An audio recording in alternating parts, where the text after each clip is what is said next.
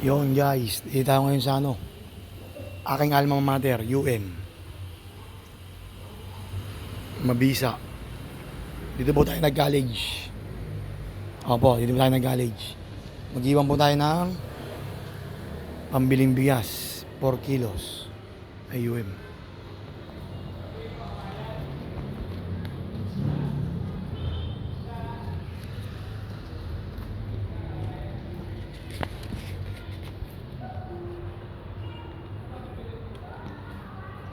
Dito lang po sa gilid. Yeah.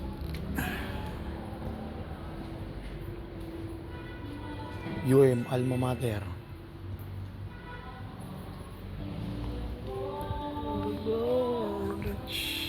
Yan lang po.